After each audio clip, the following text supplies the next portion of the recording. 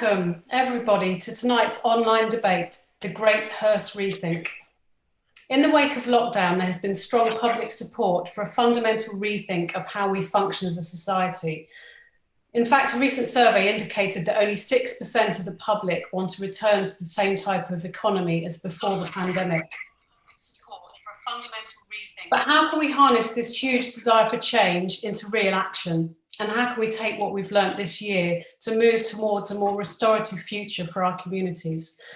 Well, we hope tonight's panel of speakers can provide some answers, as they are all involved in helping drive positive change locally. Firstly, let me introduce myself. I'm Charlotte Snook and I'll be chairing this debate. I'm a member of the Hurst Festival Committee and co-founder of the Hurst Organic Buyers Group. Alongside me is the producer of the event, Lucy Bennett, also from the Hurst Festival Committee, whose event company, Rhythms and Ribbons, specialises in sustainable events. Lucy will be monitoring and feeding through your comments and questions. We'd love your input as the debate unfolds, so please do get involved by typing in the comments box. Also, if you have a comment or question, please let us know your name as well. Our first panellist is Alistair Whitby. Alistair is a member of HKD Transition. That stands for Hurst, Pierpont and Hassocks, Kemah and Ditchling. And it's the local branch of the International Transition Network, a groundbreaking organisation that sees communities come together to reimagine and rebuild our world. Our second speaker is Carrie Court, co-founder of the South East Climate Alliance and CEO of Sussex Green Living, an award-winning charity that helps people move to more environmentally friendly lifestyles. Our third speaker is Henry Brocklebank, who brings her extensive experience in Sussex nature conservation to explore what a deeper connection to nature means for us and how we can better protect it. Our final speaker is Prue Heron, the founder of the Hurst COVID-19 Neighbourhood Support Group of volunteers, who did a brilliant job ensuring that the elderly and vulnerable of Hurst Pierpont got the support they needed during lockdown. Now I've introduced everyone, I'd like to kick off the debate by delving a bit deeper into how our communities are feeling right now. Alistair, HKD Transition recently completed a survey of local residents. Could you tell us a bit about the results? Yes, well, firstly, thank you very much for inviting us along to this debate. It's wonderful to be involved. So we surveyed our members just as kind of the first lockdown was ending, and it was really interesting to see how people were finding it. I mean, obviously, this has been a huge national challenge, but there have been some positive aspects of life under lockdown. So less traffic was a positive aspect of lockdown for 22 of the respondents. Less air pollution and traffic noise. People were feeling safer when they were walking and cycling, and people were also seeing and hearing more wildlife.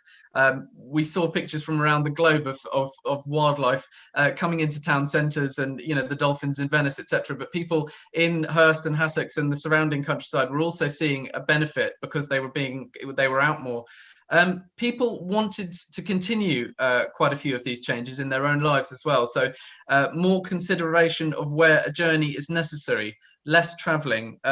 People liked the slower pace of life. Obviously, lots of people were working at home, and so they were feeling the benefits of less commuting, less hectic lifestyles. A sense of community and kindness. Obviously, a lot of communities were coming together in support of each other, all of these WhatsApp groups that got set up, lots of kind of local support, and that was seen as a huge benefit, getting to know your neighbours. More time outdoors, daily walks in nature, noticing the changes in the local wildlife that we often don't allow ourselves to really see. People were using their hour of exercise really well. And people really wanted to make sure that governments actually support this new normal that is more sustainable. So obviously the 2 billion investment in walking and cycling, people were saying was really welcome, but they also wanted to see a reduction in petrol and diesel consumption. They wanted to see permanent, properly segregated cycle paths. They wanted governments at different levels to invest in green jobs, and as well as small local businesses and local food production. So jump-starting the economy by investing in sustainable technology, sustainable energy, and sustainable transport. Obviously, that's a lot to unpack, but that just gives you a flavour of what some of the local people were actually feeling with some of the benefits in this challenging time to take forward. Sure. So there is a lot to unpack, and actually you've sort of done quite a good synopsis of everything we want to talk about tonight. So we've got some key areas, and each of the speakers sort of specialises in those areas. So actually I just wanted to go to Henry first. You talked about the natural world, and you know, it's one of the main things people were talking about in spring was the bird song and actually spending more time in nature. So Henry, have you noticed what's changed, and what can you suggest we do going forwards to sort of keep that connection going and build on it? Well, I think lockdown's been very interesting from a nature conservation point of view. The fact that we could see and hear wildlife in a way that actually many of us hadn't been able to do for so long, just less traffic noise, just even the loss of the aviation noise and that endless rumble that we don't even realize it's happening, but when it's not there, it's like, this is what it's meant to sound like. So I think that's really wonderful. And another aspect of lockdown being that people were exploring their local environment in ways that they weren't before. And here we are in the Hurst Point area, which has got so many footpaths, hedgerows, woodlands, little tiny forgotten glades. And it's a beautiful and wonderful thing, but I always come back to the fact that we have this phenomenon called shifting baseline syndrome, where our children were experiencing wildlife and wild places in a way that they probably haven't been able to for a long time. Yet 98% of our species-rich grasslands has been lost in the last 100 years. And so as a result of that, what our children are experiencing is a very, very different wildlife to what people were experiencing who live in our communities in their own childhood, where there were snowstorms of moths. And I'm sure some people listening will remember that. I've had my window open for about 5 months now, and about 4 moths have flown in. So there's serious issues for us to think about. So if you think about, well, what can we do? I think everybody has a role in the protection of our wildlife. And I think once you've discovered and reminded yourself that you love it, that it's brilliant and amazing. And I don't think I've ever met anybody who doesn't love wildlife. So once you've discovered that thing about yourself, then you think about what's your sphere of influence. Is your sphere of influence just your garden? If you've got a garden, is your sphere of influence window box? What are you going to do for wildlife there? But actually, are you a parent? What are you doing to inspire your children about wildlife and to get them passionate about it? Your nieces and nephews, your grandchildren, and actually making sure they understand how precious it is. And then all of us as citizens in our democratic communities that we have, we all actually can do a lot. I mean, someone was saying just now, there's so many petitions to sign at the moment. Never give up in thinking that within our democratic processes, our political leaders and representatives need to know what people think. If wildlife is important to you, then you tell them. You go to your MP's surgeries and you talk about the worries that you have around the natural world, and you get involved in planning applications and making comments, and don't leave it to other people to do. Get involved and do it. Brilliant, thank you. And you mentioned, just touching on the gardens there, I mean, many of us probably don't feel that confident or don't think that gardens have a huge role to play, but how important are people's gardens? Well, gardens cover a huge amount of the areas where we live, and you have to think of wildlife as needing networks in which to be able to move. So, I mean, if butterflies are going to be able to move from one side of Hurst Point to the other side of Hurst Point, how are they going to get there? They're going to be going through your gardens. They're going to be stopping off at nectaring points in your garden. So those people that have planted nectar-rich plants, they're going to see the butterflies there. The people who've created ponds in their garden, it's not a difficult thing to do. And it's one of the things I did in lockdown was restore a derelict pond. hard work, but not impossible. And I'm now getting dragonflies in that pond. So you can make that difference and be that stepping stone for wildlife as it moves through. And I know there's people very passionate about hedgehogs in the Hurst community. Make sure there's always a hole in your fence, bottom of your fence, for the hedgehogs to be able to move from garden to garden. Brilliant. The hogs. And keep on exploring those paths, especially in the autumn. Definitely. Yeah. And actually, sort of talking about exploring, Alistair, one thing that you mentioned, sort of moving on to transport, was cycling. Because not only did we start walking around the local area in our hour that we were allowed to go out, and obviously we've got a lot more time now, but cycling as well. So probably a lot of us feel that we've sort of fallen back into the old way now, that we don't feel safe on the roads anymore. So how do we increase or keep what we were doing with the cycling through Hurst, going to Ditchling, going to Hassocks and around the area? Yeah, I mean, interestingly, there are some kind of developments in this area which are positive. So after kind of many years of consultations, West Sussex County Council have just completed a preliminary design for a Hurst Hassocks Cycleway, and the detailed design is expected to follow next year in 2021, and potential construction the year later. So that is a kind of big news, actually, in terms of cycle infrastructure. There's obviously a lot of new additional money in cycling, because the government has realised that the numbers of people that need to start walking and cycling, obviously because of the constraints around public transport during a time of COVID, they need to really skyrocket. So there is some additional money. So people, who actually want to see safer cycling, definitely, as Prue was saying, get in touch with your local county councillor.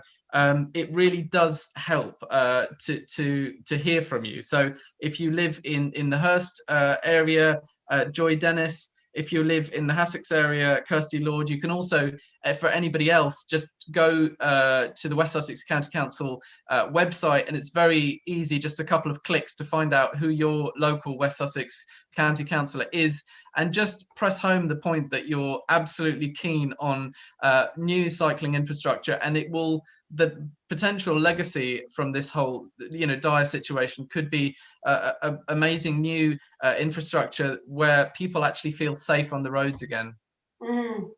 And you mentioned actually in one of our rehearsals that the county councils don't really hear from people that often. Absolutely. I mean, on a lot of issues. I mean, whether it's parish, district, county council, often people think that other people are making, petitions or whatever, writing letters, visiting councillors, going to meetings, but often councillors don't hear from very many people. I mean, on some issues they do, but it really does make a difference. If you're passionate about anything, make those calls, make those letters, write those emails, because getting your voice heard at council level, parish, district and county is really important. It changes dramatically what gets done at those different areas. So yes, do get in touch with them. So don't feel helpless. There is absolutely. Yeah. Actually, I think you mentioned, if 20, 30, 40 or even 50 people got in touch about one issue,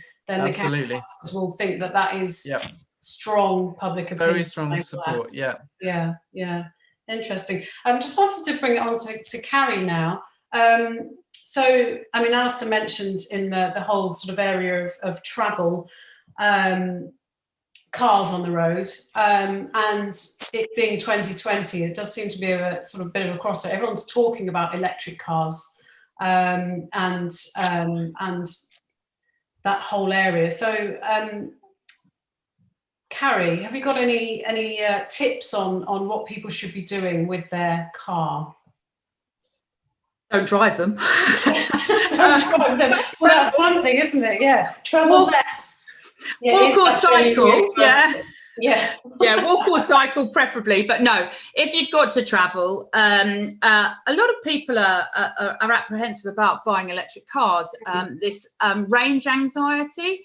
But as we were talking about in one of our rehearsals, very often people's journeys each day mean that actually they don't need to be charging away from home. So we're very lucky. My husband and I work in 2 different areas, and we've both got electric cars. And actually with the logistics, our traveling each day, we just charge at home. So that's one thing I'd say. And obviously now there are second-hand electric cars coming on the market. So my husband's is a second-hand Nissan Leaf.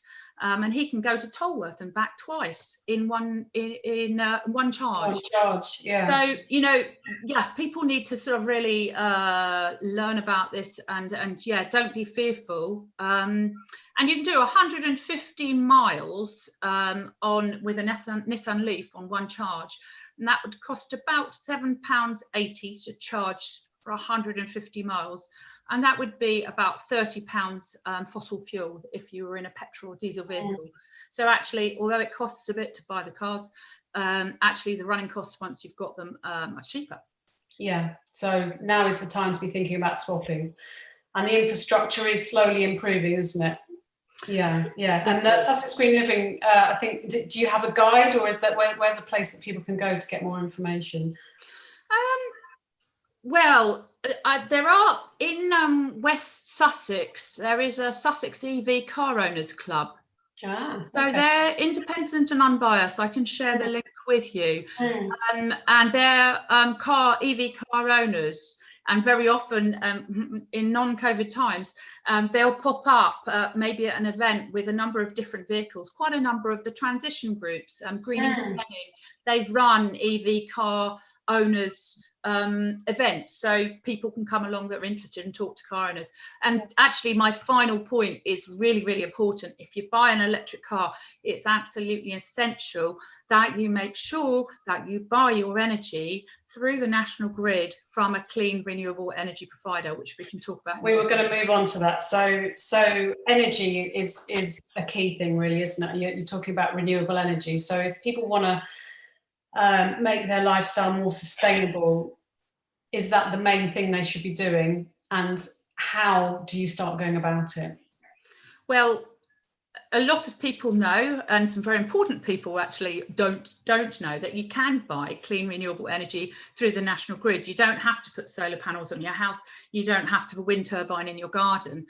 You just put your money where your mouth is. You choose the clean renewable energy providers. So we've got a switching site called bigcleanswitch.org/Sussex Green, and there are 7 clean renewable energy providers. You put your information in about your latest bill, and it comes up with 7 different providers. Everyone I've helped to switch has saved money between £90 and £366. So it's the time to move. There's more and more people buying clean energy, green energy, thank goodness. And it's not necessarily more expensive. It's not now. No.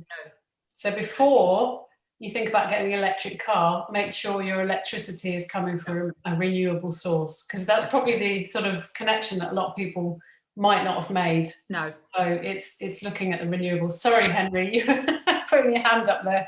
Henry, you wanted to say something. I was going to say, because Carrie was saying about switching and the really useful resources on her website, and I think a lot of people hold back from switching because I think it's going to be really complicated. It really takes about 10 minutes maximum. It's very, very uncomplicated. And in doing this one uncomplicated green thing, you've made a massive difference to your personal emissions from your home.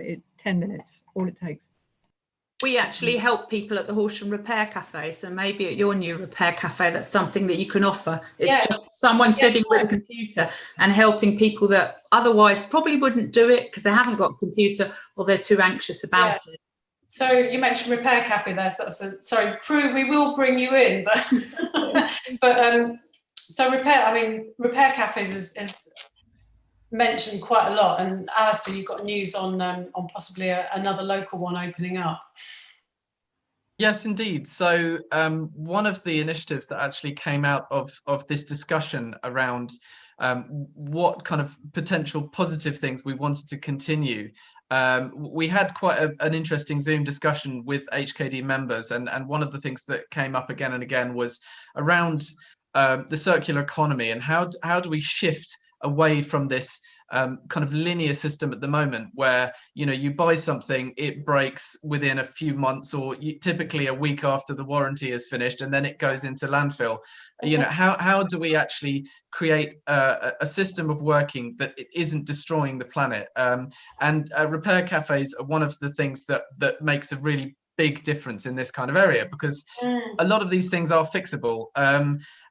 They're sometimes hard to fix, and that's why we sometimes need a bit of support, and that's what repair cafes are there for. So we put out a kind of call for volunteers, who in the local community has the skills to repair, in lots of different areas, household electrics, clothes, toys, furniture, mechanical devices.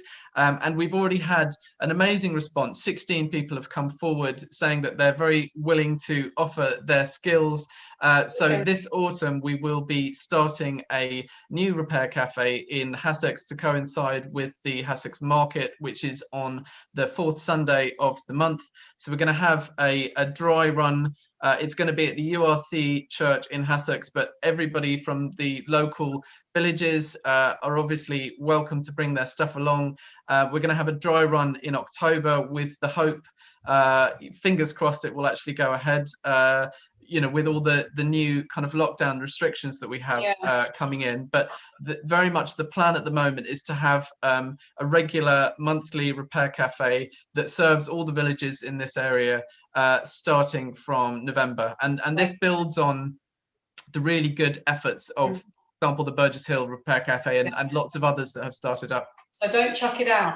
Don't chuck it out, bring it along. And just, can I say on that point, if anybody has particular skills with computers and phones, sharpening tools, or leatherwork, those are the 3 or 4 areas that we don't have kind of skilled volunteers. So if anybody watching this either has one of those skills or knows somebody who might be able to offer those skills, those are the 3 that are missing at the moment. So brilliant. I'm just going to go to a couple of comments actually, of stuff that we've covered already. So Jill from Sustainable Henfield 2030, lovely to have you on board, Jill. We love what you're doing in Henfield. She says, we know that our local councillors are beginning to think about linking our areas together with safer cycleways. So maybe we should all cooperate with the inter-parish group.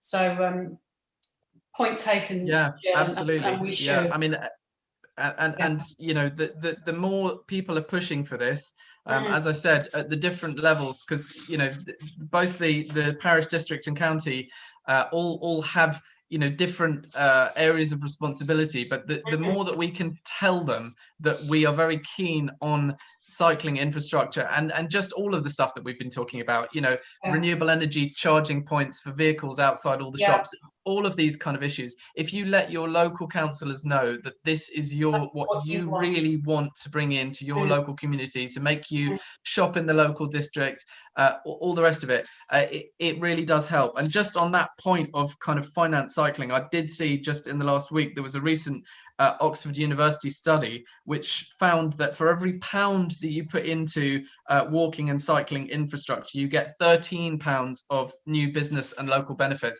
So that's one of the kind of things that you can tell local councillors, that this actually will bring a huge amount of additional funding to your villages. It may be a big initial outlay for cash-strapped councils at the moment, but they will reap the rewards in additional business and people wanting to shop locally because of that infrastructure. Yeah. Brilliant. Okay, I want to bring in Prue because you're sat there very, very patiently.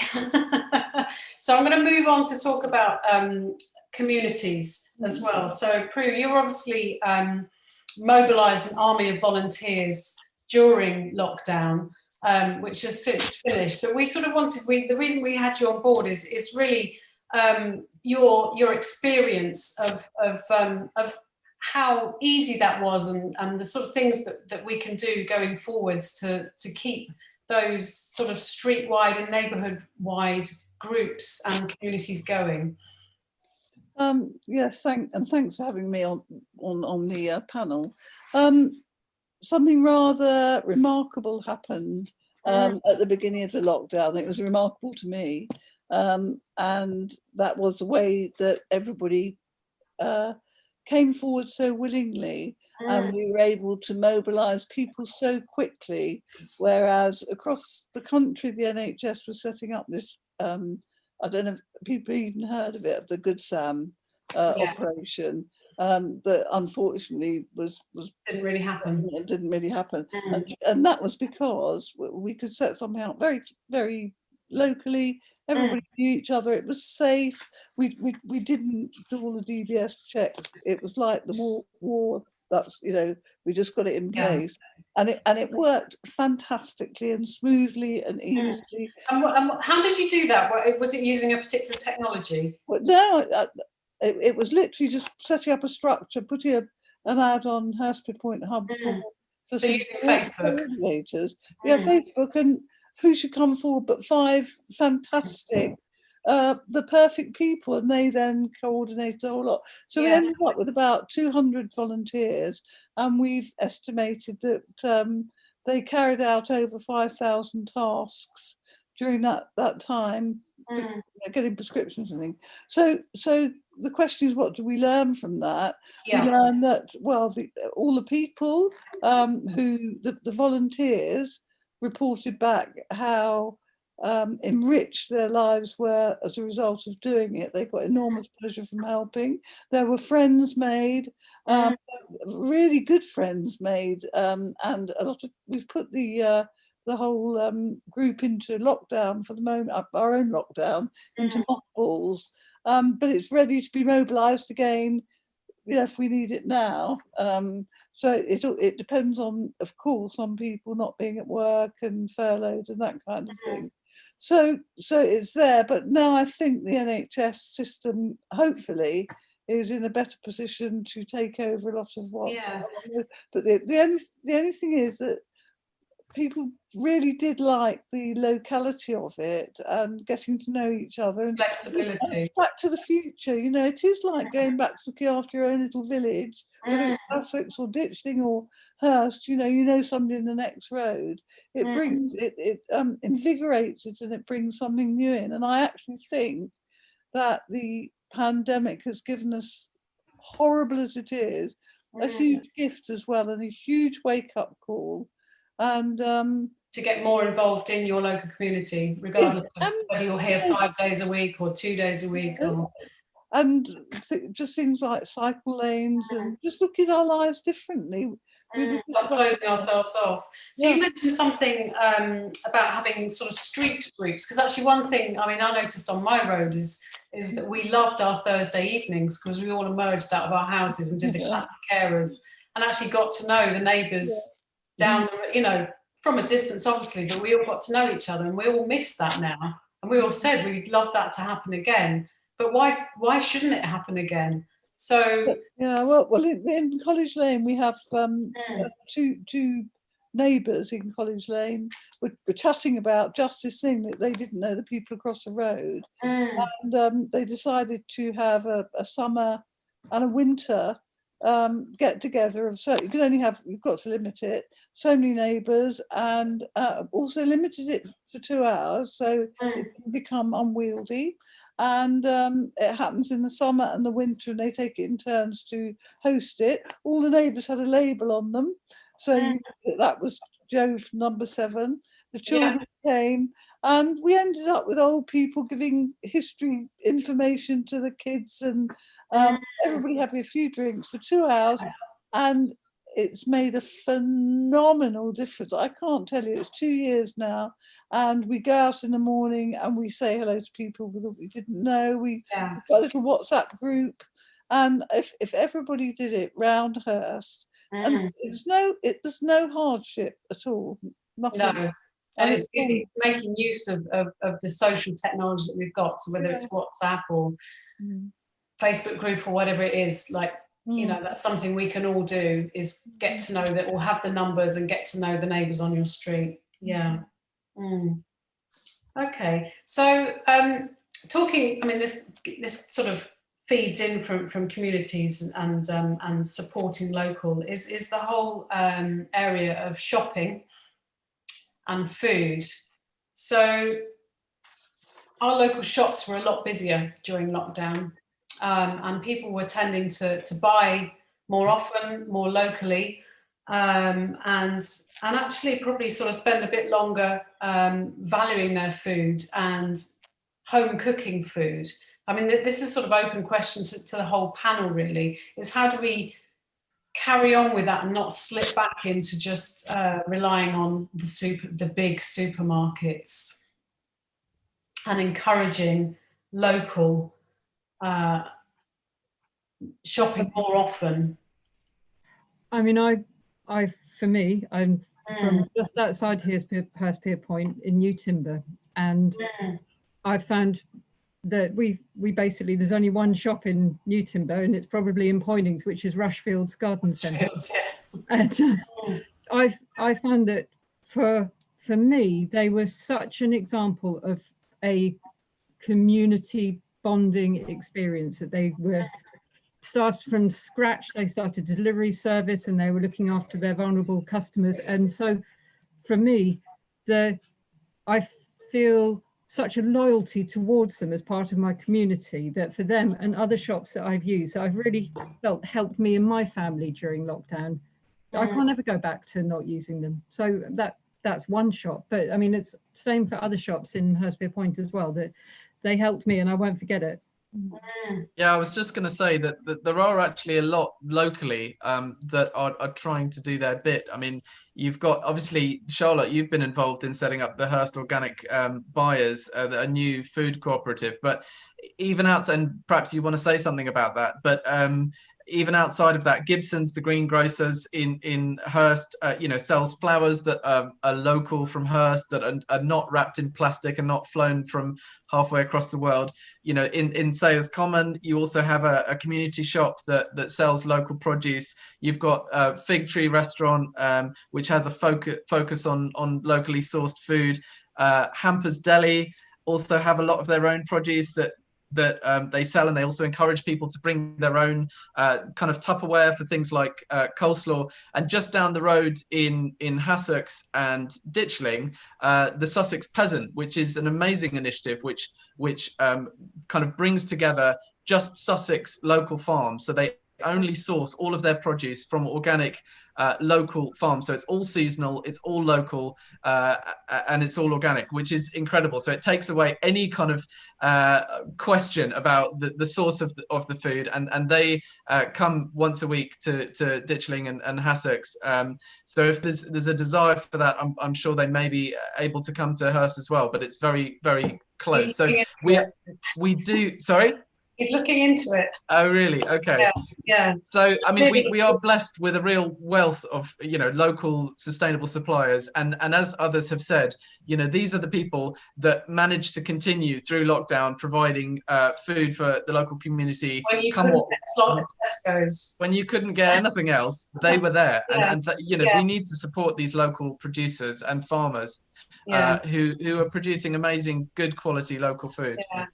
So one thing on that, I suppose, is I guess the sort of whole the focus on reducing our plastic consumption, single-use plastic, all that kind of stuff, sort of went out the window a little bit during the first half of 2020, didn't it? And sort of, we all went back to buying things and disposable. The whole disposable culture sort of crept back in. So how do we get back on track, and how do we start to increase our recycling and cut down on disposable single-use packaging? I think that it's really important for people to know that actually in West Sussex, and you're just over the border really, aren't you? No, you're in Where is it? Sussex? Yeah. You are. So sorry, my patch is Horsham, Billingshurst. Yeah. Our recyclable plastics used to go to China to be recycled. That's 10,000 miles. Sussex. Yeah, that's 10,000 miles using fossil fuel. Now they go to somewhere like Romania. Our single-use plastics, we have no landfill in West Sussex any longer. And they get sorted out and they go to Germany or Holland to be burned in an incinerator to generate energy, but they use fossil fuel to get them there. So if anyone is concerned about the climate crisis and the future for our children, future generations, and the wild and natural world the only planet that can sustain human life. We've just got to think about those, you know, how many miles away is Germany and Holland? Insane, isn't it? Sending our single-use plastics, but because we're generating too much, so we have to think about it. We, the taxpayers, pay for the recycling and for the management of our waste. It probably would be cheaper, wouldn't it, as a taxpayer, if the council didn't have as much rubbish to be dealing with. So how do you advise the local residents? How does Sussex Green Living tackle that? Well, it's education about what you can and can't recycle. So yes, I am a voluntary waste prevention advisor for West Sussex County Council. Anyone can do it. So get some people in your community trained up. It's an online training program to understand what you can and can't recycle, and then get them to the repair cafe. So everyone comes to our repair cafe with questions. They have bags full of goodies. Can I recycle this? Can I recycle that? So that's one thing. And the other is we actually have single-use plastic recycling in about 12 parishes now. We work in partnership with TerraCycle. TerraCycle, yeah. So Mid Sussex District Council have got a really good list of the TerraCycle community drop-off locations like us. We don't have any in Hurst yet. Yeah, well, there we are. So that's easy enough. We help, we're helping actually Storrington and Pulborough set it up at the moment. And we've just set up Billingshurst and Barnes Green. So not local to you, but yeah, there are ways to get it set up. So yeah, happy to talk to you about it. Absolutely, yeah. Can I just add in there on the Hurst Pier Point? Can you hear me? Yes, we can through, yeah. Just on Hurst Pier Point, that the pet shop really came up trumps as well. And you had your own container, and they do refills. So and they deliver as well. They deliver all around every day. And I think a lot of people don't know that. So that saved a lot of money and a lot of packaging. So I want to put a shout out for them too. So Henry's just made a good point. How do we get people who don't currently recycle to recycle? I just want to, can I supplement that? I think everything Carrie said was brilliant and true. But probably everybody that's listening is a recycler. But it's all those people that it's not in their mindset. And, you know, TerraCycle is probably for people who are already several steps along the line. How do you get to the people that it's not even on their radar? Yeah, it's quite hard. even my father was a hard one to crack, I have to say. So well, I actually do a lot of work with children in schools, and they get it. They want to look after the planet. They don't understand why adults are trashing the planet. So actually I do a lot of work with children, and so I think that's one way, is to educate the children, make it really clear what they can and can't recycle, what things are made of, why we need to recycle them. And then they do go home, and they are the police dustbin. The policeman for the dustbin. The dustbin police. Yeah. But there are difficulties. People that live in flats that have got communal bins. Some people don't recycle. So what's the point in other people recycling? I would try and get some people at the Repair Cafe in Burgess Hill and the new Repair Cafe trained up as waste prevention advisors, and advertise it with your Repair Cafe that you know, this advice is here. Bring us the things you're confused about, and we will clarify whether you can recycle them. It's hard work. And the waste prevention advisors go into schools, do they? Yeah. Absolutely, yeah. So, but I think it's reminding people what they're made of. You know, plastic is made of petroleum. It's taken billions of years to form, and we can't just dump it. We run out of it, and we need to recycle it. It's much more environmentally friendly to make something new out of recycled plastic than it is to actually drill and use new petroleum. So I think it's educating people about what these things are made of. It's not just plastic, it's petroleum. You know, where does it come from? Yeah.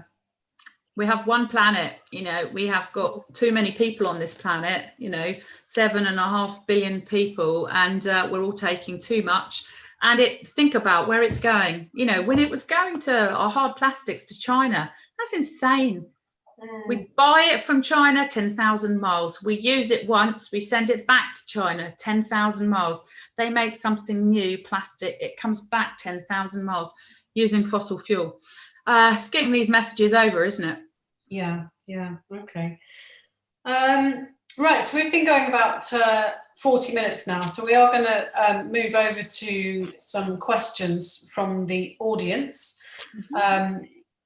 We've got a question from John, who says, as a vegan, well done, John, for being vegan. I don't know how many of us watched the programme that David Attenborough presented last weekend. And that was one of the key things was moving away from moving your diet towards plant-based. He says it's very difficult, if not impossible, to buy plant-based protein not from the supermarket. Does anyone have any suggestions? That's pretty tricky, actually. Only supermarkets meet these needs. I'm a vegan, and I agree. Unless you just go for chickpeas and beans and things like that, and, in which case you have to sacrifice some of the new really interesting food that's coming out. Go back, you know, take your taste back. That's all I can think of. I mean, I know, for example, that Infinity Foods in Brighton do deliveries, and they do a very, very full range of plant-based proteins. I'm a vegetarian, not a vegan, but we get a lot of tofu and that kind of stuff from them, and orders over a certain amount, they do deliver. Yeah, so, but if you buy in bulk. If you buy it in bulk, yeah, so that is certainly kind of one way, but yeah, I mean, it is a challenge. But you are doing your bit, John, so well done. Margaret Carey wants to mention, hello Margaret, thanks for joining us tonight, that we should be returning to the high street to do our shop and not just the supermarket. So yeah, I mean, totally agree, and all of the places that we've mentioned so far are kind of local to Hurst or the surrounding area. And you have a list on your website, do you, Alistair? I noticed the other day. Yeah, we've got exactly, and we can send around that list. But there's a lot of food producers actually in Sussex that often get overlooked, and you know, for those who aren't vegan, there's a lot of other, you know, dairy and meat producers. And if you are gonna you know, even if you're a meat eater, you should be looking to buy local and sustainable meat rather than industrially produced meat, which is, you know, the absolute worst in terms of deforestation and air miles, and carbon footprint is off the charts. So even people that are wanting to eat fish, dairy and meat, absolutely go for local producers. You know, support your local fishermen, support the local dairy and meat producers, because they're the ones that are actually doing it, you know, half sustainably. So absolutely, it's yeah. And you've got a list on it's on the HKD Transition website. On the HKD website. There were quite a few producers I'd never heard of before, and a lot of farms actually. You can get direct from them, can't you? Yeah, absolutely. I had no idea. So there's Pakin's farm. There's a couple of farms within the vicinity of Hurst that you can order directly from. So it doesn't have to be. And actually, we have Gillian Perry who says Milk and More milkmen deliver tofu. So there you go. Always get from your milkman as well. There you go. And Milk and More, they deliver to Hurst, and they deliver a lot of stuff. Yeah. Just onto that actually, because one thing that was mentioned in David Attenborough's Extinction Programme last week was food waste. I think it was something shocking, like 1/3 of global food is wasted. So how do we ensure that we're not wasting too much food? Would anyone like to comment? I know that's a tricky one. It is a tricky one. I mean, I think again, it tends to be the big supermarkets who have, you know, the perfection as their general standards in terms of the look of vegetables and fruit and things like that, that are some of the really guilty parties in terms of food waste. And local suppliers, I think, are a lot, you know, less bad, because you know, you can buy slightly odd-shaped courgettes from a local supplier, and people will still buy it. But at a supermarket, they all have to be a certain length, a certain diameter, a certain shape. It is getting better. I understand that a lot of supermarkets are now starting to change their act, but in France, they've actually got a law about food waste that was introduced last year, but it hasn't come to the UK as yet. But something to lobby our MPs about. Do you have a community fridge in your area? No, we don't. There we are. Community fridge. Okay, so on Sussex Green Living, I'll share a link with you at the end. We had a talk from the Horsham Community Fridge, which is just setting up. And it's an initiative to try and avoid the food waste in the supermarkets. So when they get to their use by date, they get skipped. And, you know, perfectly good food that would be fine probably for a month thereafterwards, depending on what food is. So community fridges are volunteers that they have to go through food hygiene, they have to have a location with fridge and all the right temperatures, and they would have an agreement with the supermarkets in a particular town that on an agreed day they would actually collect any food that was at its use by date. It would go back to the community fridge, which the community would know about, and anyone can go and get it. You don't have to be on the bread line. It's not like a food bank. So where is the fridge? Is it it's in a community hall, is it? Or, yeah. So you find a community. Ours was going to be in a Horsham library, but then COVID came along and the library closed down. But yeah, you negotiate a location for the fridge, and on an agreed day, at an agreed time, volunteers would be there and would actually help to distribute. But it's for anyone to go and collect to stop it from being wasted. Nice. Well, that's something we can take forward, isn't it? Yeah, absolutely. And actually, just to mention locally, there's the Brighton Real Junk Food Project, which does an amazing job of making sure that any kind of gluts in the local area that farmers are going to kind of either plough back into the soil or reject, they get a lot of that produce with a lot of volunteers. So they harvest the produce and distribute it to local charities and homeless groups and that kind of thing. And they also have their own cafe in Brighton. So there are some really good local groups that are doing their best to kind of try and avoid any local food waste. Yeah. The Brighton Junk Food Project will also do catering for your events. So if you're local and you're running an event, then they're amazing to have them providing that food and demonstrating to everyone who's at your event that this kind of food is also not delicious. Yeah. So really the sort of key message is if you can, try and avoid big shops at the supermarket, try and shop locally, and there are plenty of local places where you can buy Sussex grown food. I guess shopping more often if you can, little and often, that helps avoid waste. Yeah, avoiding the buy one get one free kind of trap, because a lot of people just buy the extra one and then it just rots in the back of the fridge. So just buy what you need to eat rather than going for the deals necessarily. And you might also look into the Food Resilience Project. So one has popped up during COVID in Cootham, which is quite close to me. And it's basically people that want to take responsibility for their own food. They grow in public spaces, negotiate with the parish council.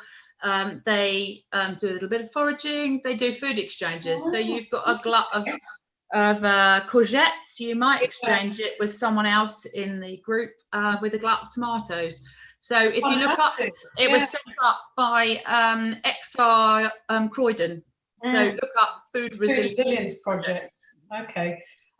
Just got a comment. Rachel Swaby on YouTube wants to mention there's also some great local food boxes, veg boxes So you don't have to do Riverford and Able and Cole necessarily. There are local farms producing veg boxes. Ashurst Organics is one, and also Barkham Nurseries. So I think they're listed on the HKD website, aren't they, Alistair? So they are, and you're totally right. There are about 4 that operate box schemes in Sussex, and I've tried out several of them, and they're very good. So yes, I can heartily recommend them. So yeah, eat seasonal, because you cannot get more seasonal than that.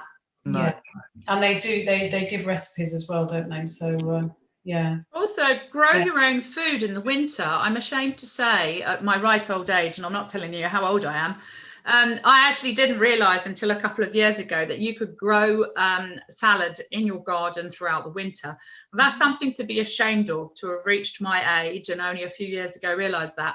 But wonderful to go out and pick your own rocket, pick your own salad produce from your garden. It can be in a little planter. Yeah. And while we're talking about producing your own food, I mean, one of the big good news stories, I guess, of the whole terrible lockdown scenarios, that a lot of people have been turning to allotments and growing your own, and there's been an absolute surge in demand for allotment space, and councils have been scrabbling around to try and find new plots of land. A lot of places have seen all of their plots go, and it is just testament to the fact that it's a wonderful thing to do for any number of reasons, for mental well-being, for health, because the produce that you can grow right on your doorstep and harvest yourself, I promise you it never tastes better than that. So there is a really good news story around people kind of reconnecting with where their food is coming from through allotments. And often allotments do have schemes where they people share swaps tables and things like that, and also organize seed swaps, so you're getting heritage seed varieties swapped locally. And HKD also do a seed swap in about March every year. So tap into your local allotment or your local transition town. It can be, flower beds can have veg in there as well. Totally. And gardens just aren't for looking nice. Totally. Actually, under the Allotment Act, I can't quote the year, but under the Allotment Act, Tony Whitbread tells us that actually everybody is legally entitled to space on an allotment. So actually, if you want to grow and you haven't found somewhere, you can actually say to your council, well, actually, I haven't got a garden, or I'd like to grow my own food. And yeah, you've got a legal right, apparently. Well, I didn't know that. So that's a new one.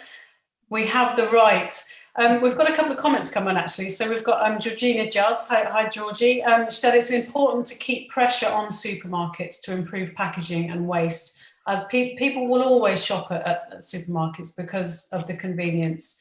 So it's important that we do all keep up the pressure on Tesco and Lidl and whoever it is, and Sainsbury's. But on the flip side, Rachel Ganapatsing, hi Rachel, says 70% of waste is domestic. Supermarkets just 20%. So, there's a lot we can all be doing individually at home. Henry, I love the way you put your hand up, Henry. You're very well trained. I don't want to butt in. I think that's a really interesting point from Rachel. And I found something out years ago. I was asking an esteemed conservationist what he thought made change happen, and he said, I think Taboo, the creation of Taboo, makes change. And he gave me the example of, in Japan, they started using see-through bin liners. And so then people didn't want to be seen putting recyclables into their rubbish because it started to become taboo.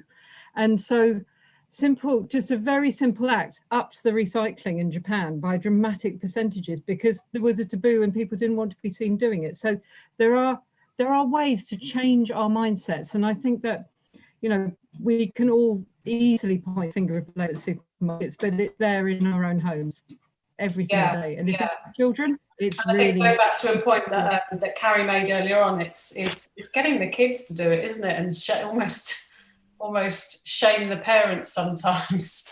I think it's well easy to fill a lunchbox with single-use things. I think when people start to collect for the TerraCycle, the single-use plastic recycling, when they start to collect it and keep it to take to a drop-off point, then they're shocked. They're shocked by the amount of single-use plastics that they are collecting that would have gone in the, well, they think the landfill, but actually in a lorry and a ship to the incinerators abroad. So yeah, so it's quite good to actually collect it and see how much. So actually, if that's one thing that people can do, is perhaps in the month of October, collect up all your packets and see how much you produced. I was just going to say that I think from hearing all these different points of view, which a lot of which I didn't know about, and I'm sure a lot of Hurst villagers don't know about, is we could really do with something like a Facebook site or a something to bring it all together, all the information about allotments and just everything. Who delivers the veg boxes? Everything. So you know, I've clocked that, but we really, really do need it, and it keeps it, because I'm sure everybody, or most people, want a better world, and for these things to happen, and it's going to happen. It is going to happen. So yeah. So yeah, we just need coordination is what I'm thinking of. You know. One thing that we're doing actually, which may well help you, and you might apply pressure, is I'm applying pressure to West Sussex County Council and some of the sustainability officers to make an interactive map for West Sussex to signpost people to the repair cafes, to the farm shops, to the greening groups, to the repair cafes, you know, to these organisations and these solutions that are out there. I'm told that they are working on it, so I'm applying the pressure still. So other people could write, and then you zoom in on the map, and you can actually signpost your solutions in your area. Yeah, so, in the meantime, we are going to gather together all the links that we've talked about tonight, and hopefully take that forwards. Give them to Ollie at Mid Sussex District Council, because he's in my loop for trying to get this working.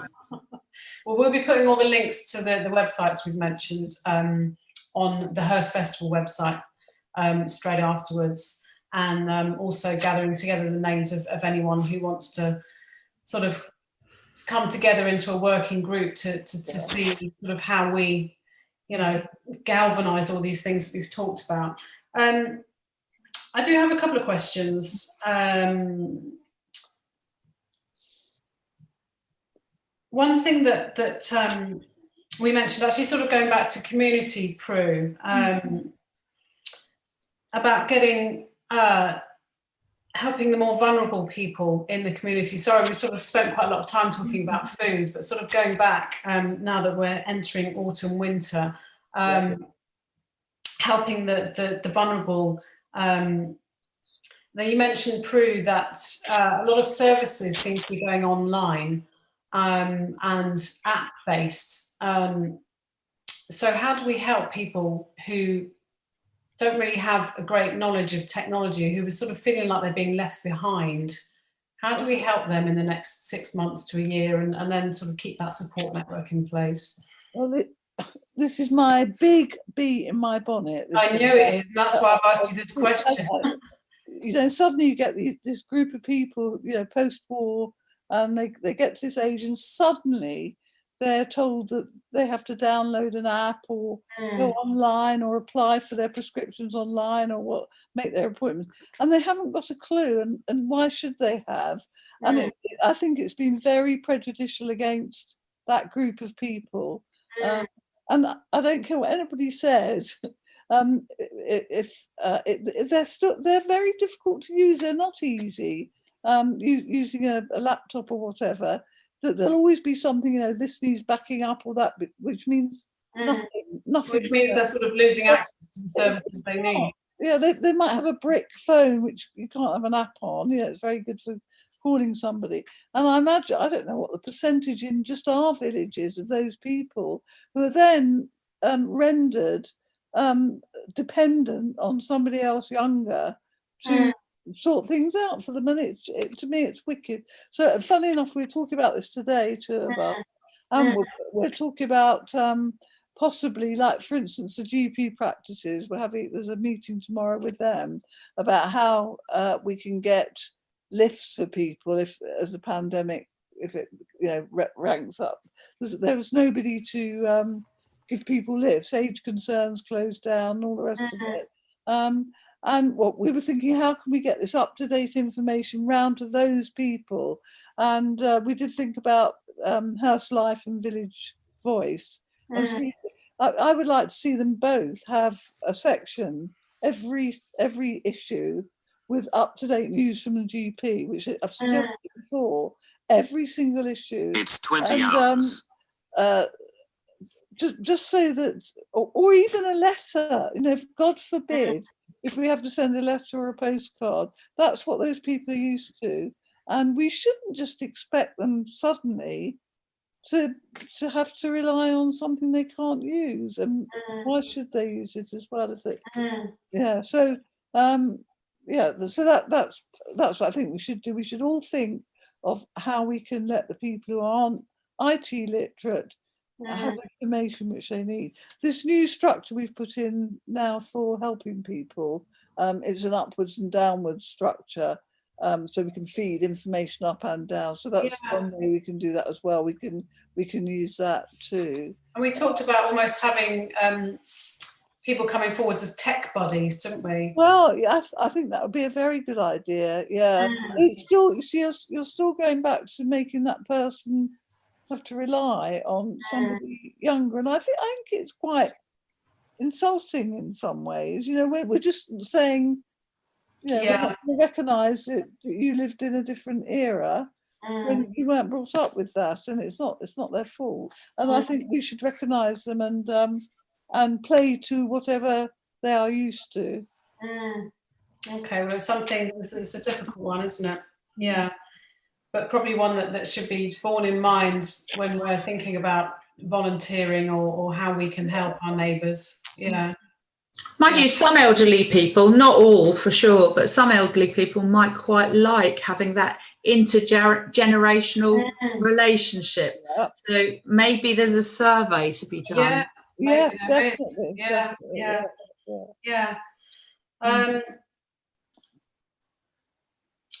Right, we have a few questions coming in.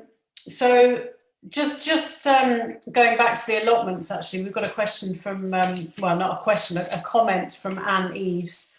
She asks if we can insist that new housing estates set aside land to allotments or community gardens in their development. I mean, is that something that HKD have ever looked at, Alistair?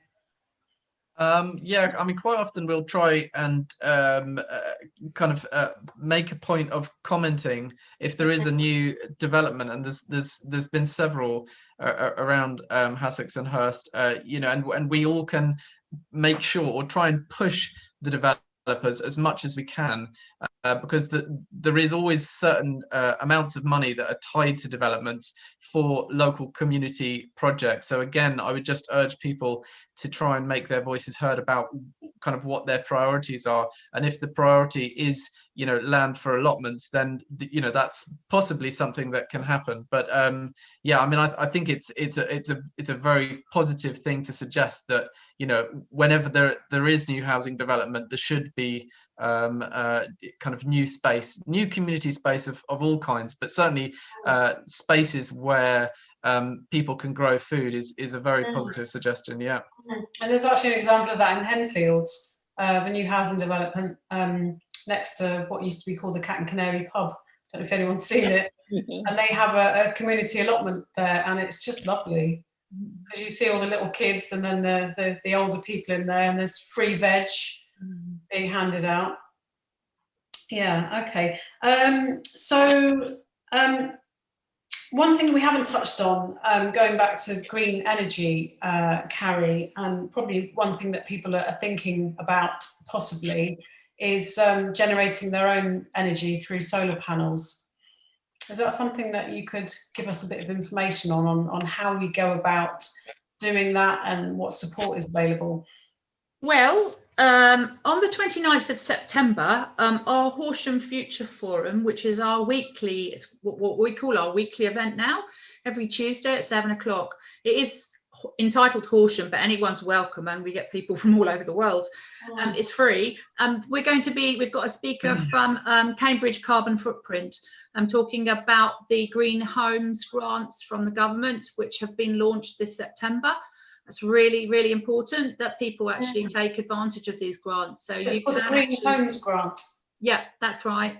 Right. So it's up to £5,000. Yeah, it's been a bit of a mystery to everybody since they announced these grants coming available.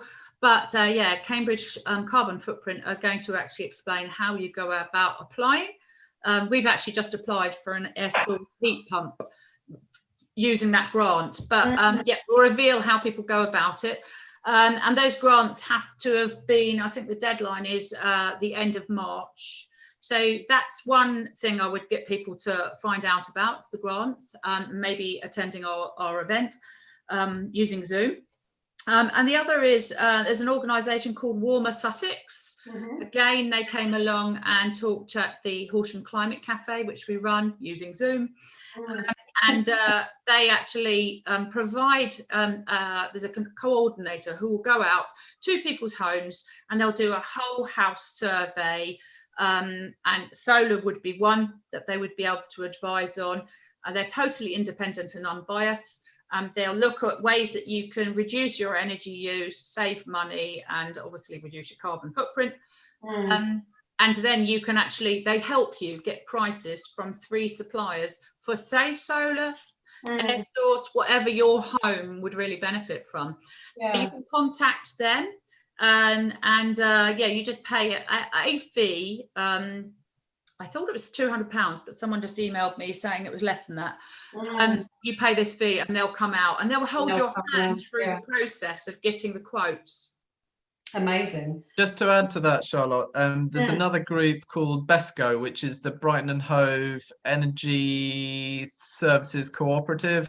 And they also offer similar kind of home surveys, and it's all the usual things, you know, the kind of insulation and all of that kind of stuff, basically where you get a kind of detailed overview of how your home is potentially wasting heat and energy. And they also offer community investments in renewable energy. So they're another one to look up. I did also look into the Green Homes Grant today, actually.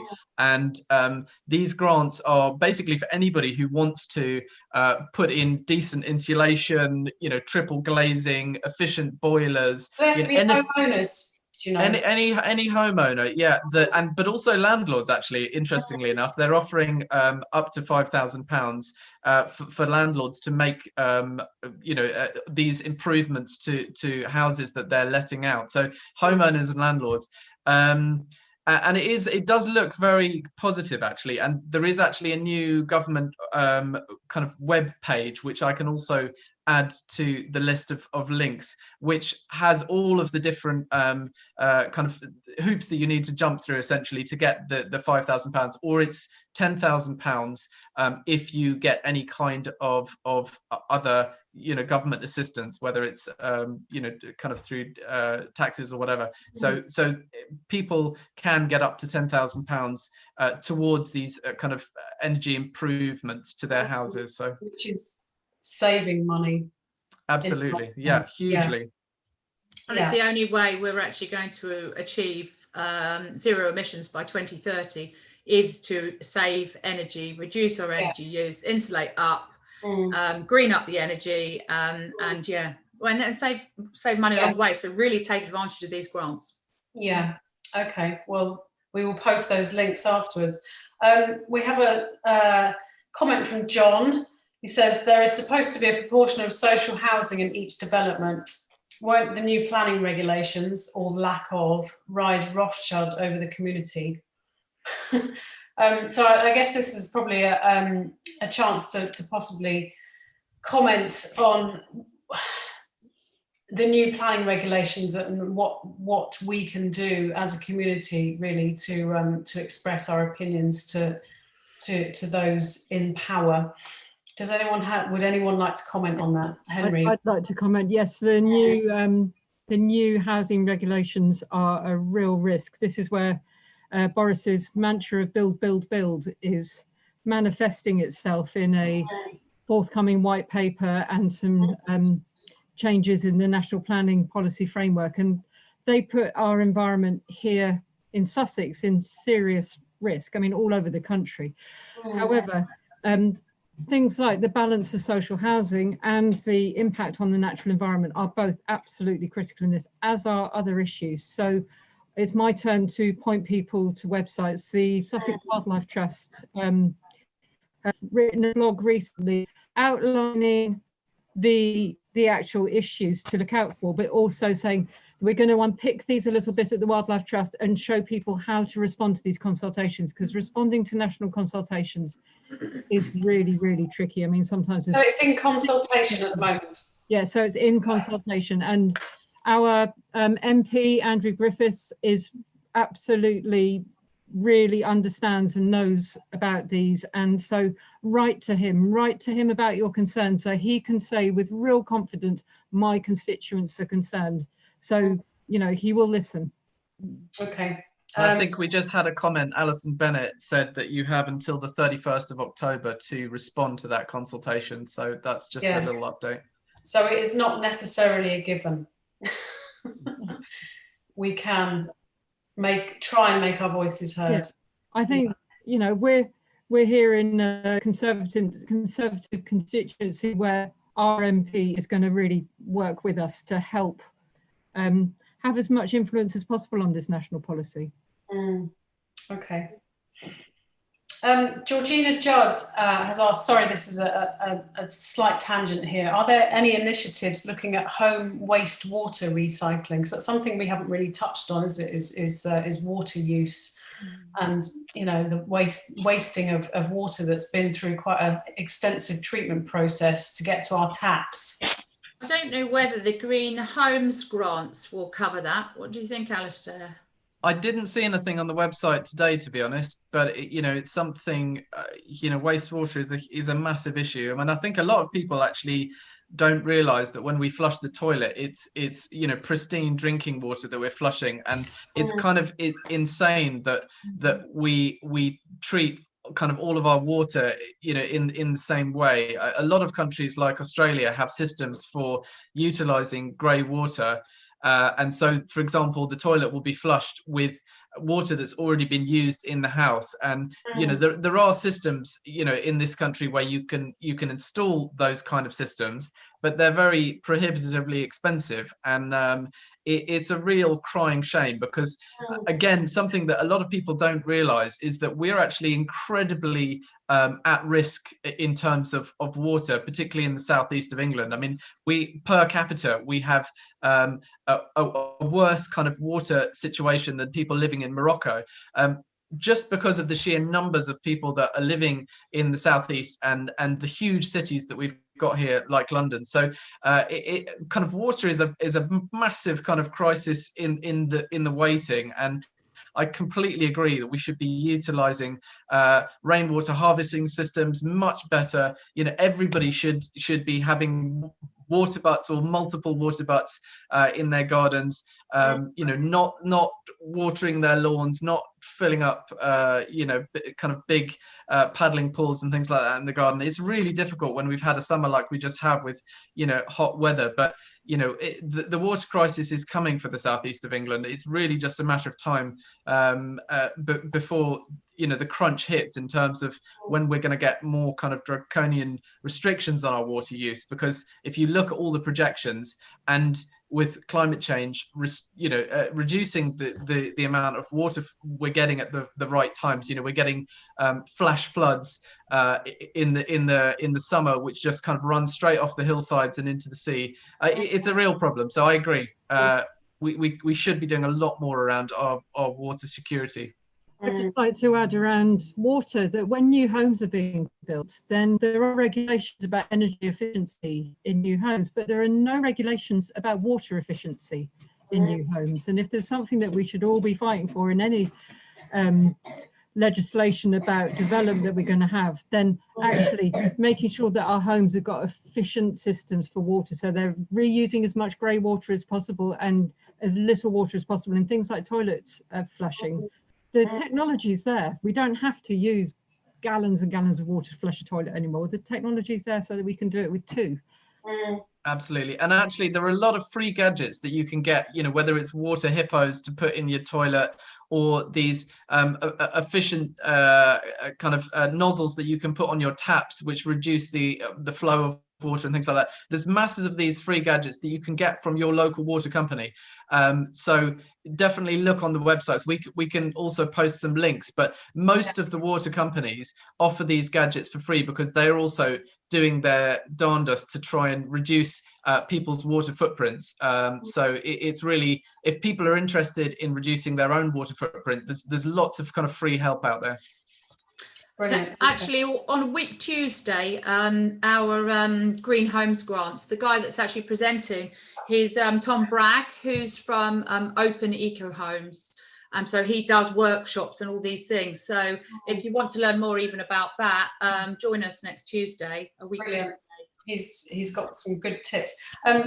There's a lot of further information points flying around. Just to say, we're building a Facebook page for this debate where we can put links, because sadly we can't put links in the YouTube comments. So we now have a Facebook page. It's facebook.com/The Great Hurst Rethink.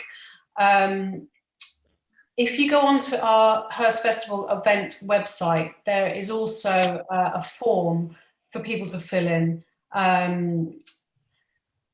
asking for more information. So please do, if any of the issues in tonight's discussion have sort of ignited you, or you want to know more, or you want to act, then please do go to the Hurst Festival website and the event page on there and have a look at the form and fill it in. And the Facebook page, it will also, obviously, is also interactive, so we can sort of carry on the discussion there.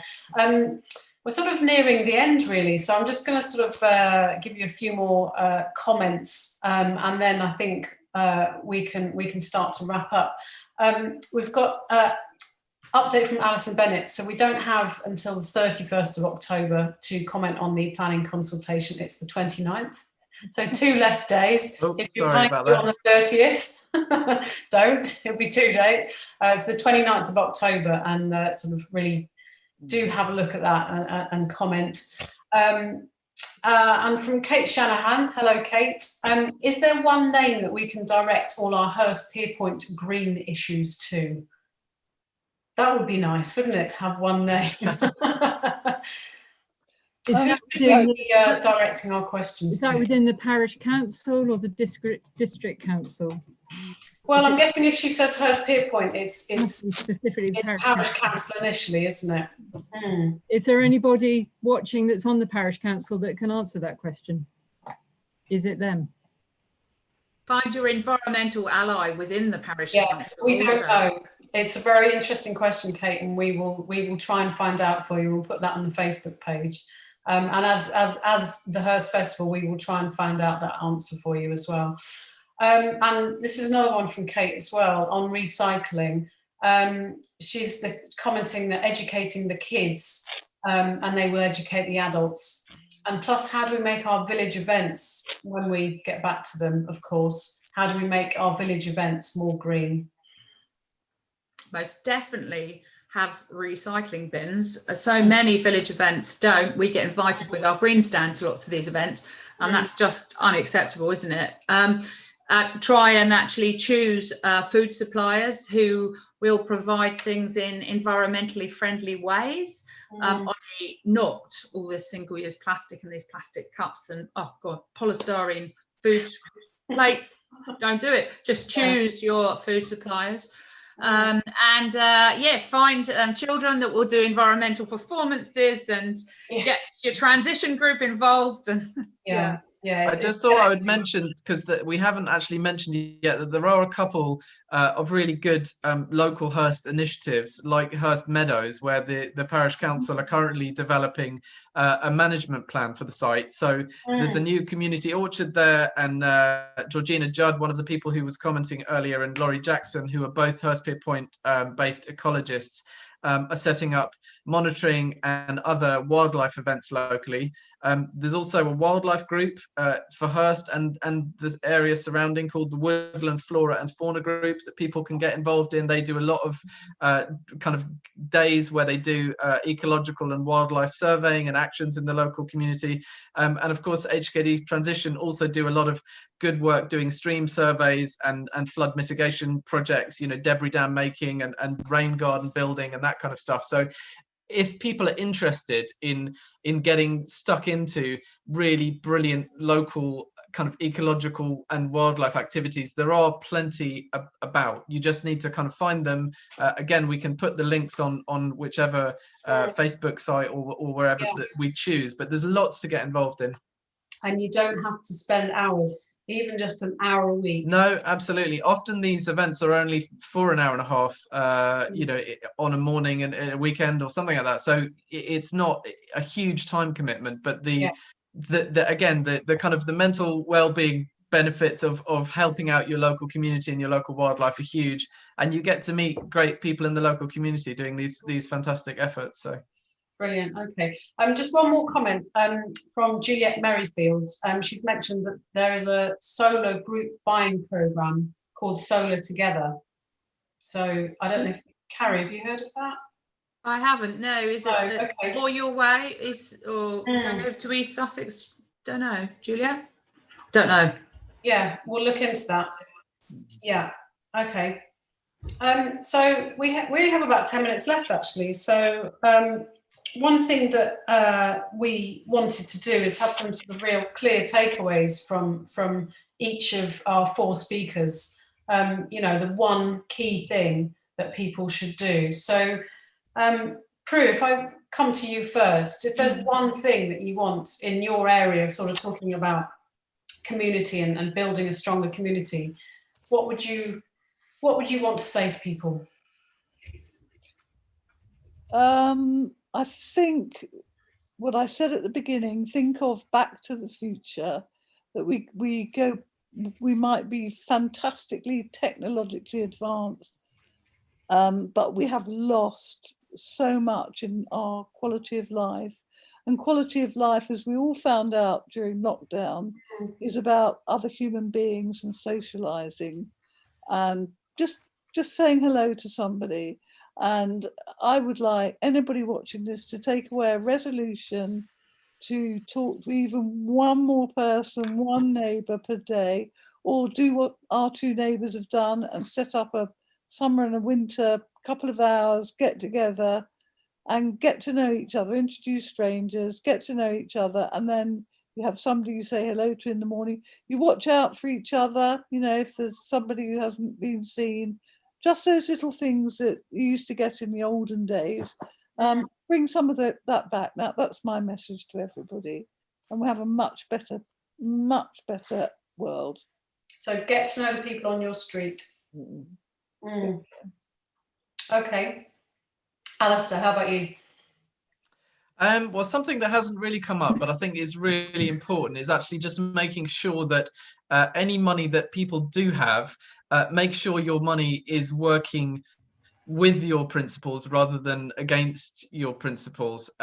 So, you know, there's a massive divestment movement that's happening around the globe, and it's making a huge impact, making sure that people's money isn't invested in arms, isn't invested in the fossil fuel industry, isn't invested in lots of these companies that are working, you know, against our interests, community or otherwise, rather than for them. So that's the first thing that I just thought hadn't really been mentioned. So just make sure there's loads of really good websites. Again, fx.com is a really good one for listing all of the fantastic renewable energy initiatives around the country that you can invest in, for example.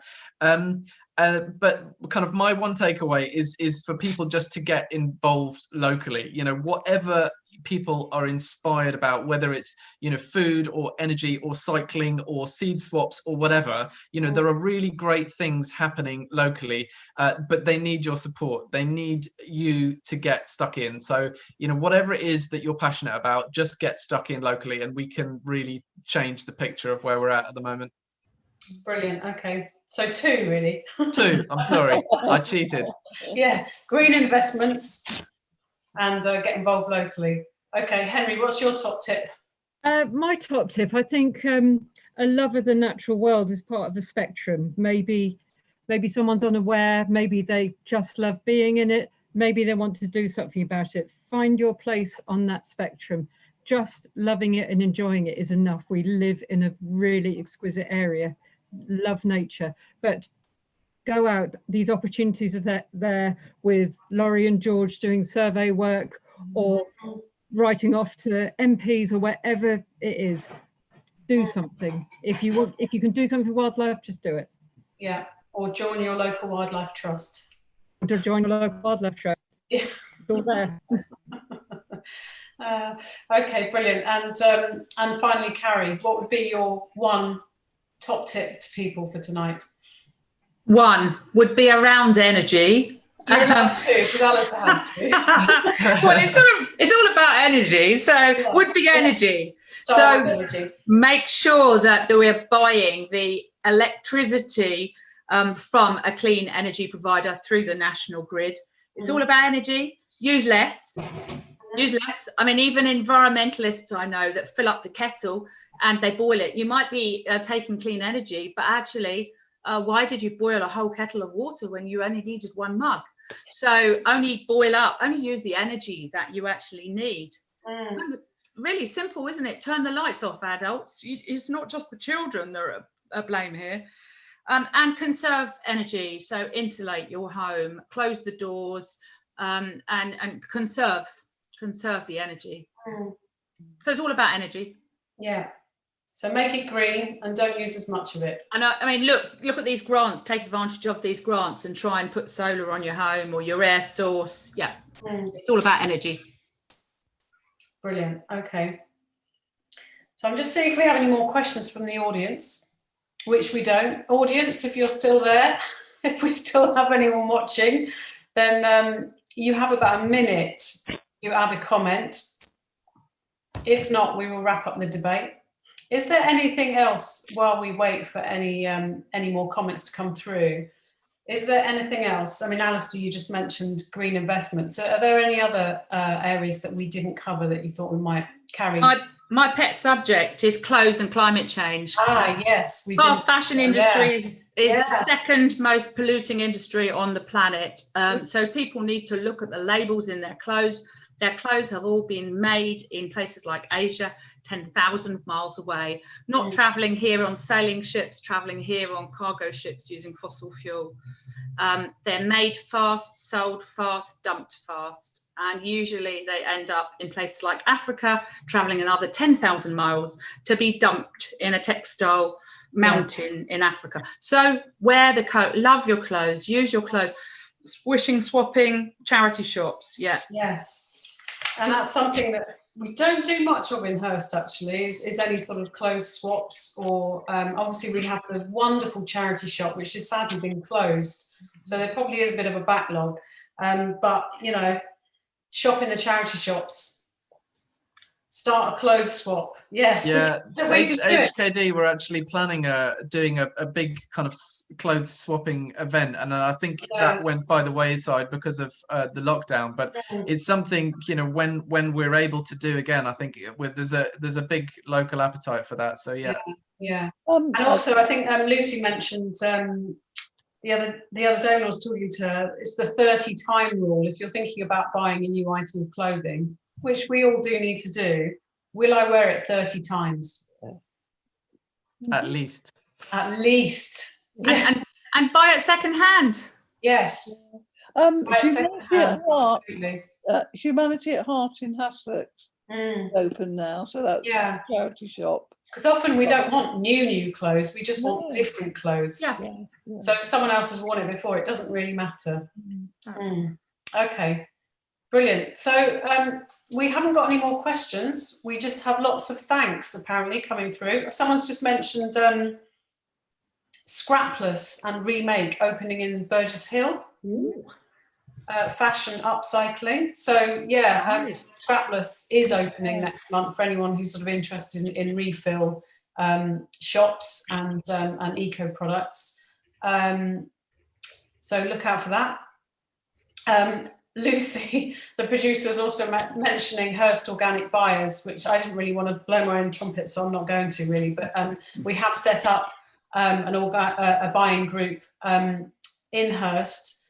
We buy in bulk from Infinity Foods, so we're just figuring out how we scale that up a bit more for the community, but we buy in bulk and then people come bring their own containers and you know, store cupboard basics and cleaning products, that kind of thing.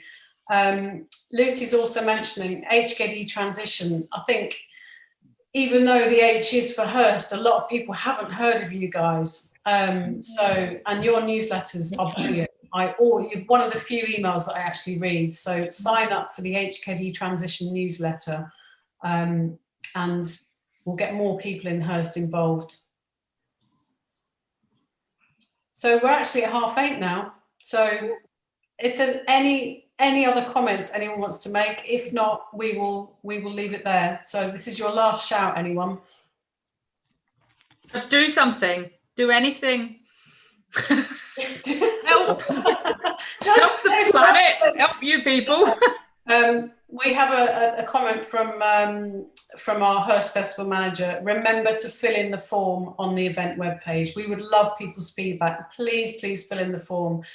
This isn't the last that you're going to hear from this. We need to carry on the conversation. Yeah. This is just the start. Wonderful. Thank you. Thank you very much. Thank you very much. Well done. Thank you all for taking part. It was great. Thank you. Okay. Bye-bye. Bye. Bye.